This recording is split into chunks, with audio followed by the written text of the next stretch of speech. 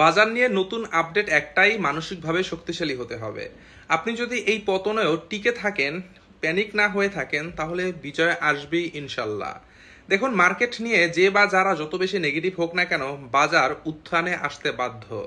সাময়িকভাবে আপনি আমি একটা কঠিন সময় পার করছি, তবে মনে রাখা জরুরি, মার্কেট কখনোই ভ্যানিশ হয় না, ক্ষতিগ্রস্ত হয় সাধারণ বিনিয়োগকারী। মার্কেট ডাউনের সময় গণহারে অধিকাংশ স্টকের দাম কমলেও বাড়ার সময় সেই গতিতে বাড়ে না। এই ক্ষেত্রে করণীয় পোর্টফোলিও ডাইভার্সিফিকেশন থেকে নিজেকে তুলে নেওয়া। অনেকের ধারণা 10টা স্টকে বিনিয়োগ করলে তো সবগুলোতে লস হবে না, এটা কিন্তু এই বাজারে ভুল প্রমাণিত হয়েছে। তাই এই বাজারে যে সকল স্টকগুলো ভালো আছে, তুলনামূলক দাম ধরে রেখেছে, সেখানে ফোকাস করুন। শেষ কথা, ব্যাংক, বিমা, বন্ড, সঞ্চয়পত্রে 1 বছরে যা দিতে পারে স্টক মার্কেট, তা একদিনে দিতে পারে। আমাদের সকলের বিনিয়োগ ভালো থাকুক, সবাই সুস্থ থাকুন। আল্লাহ হাফেজ।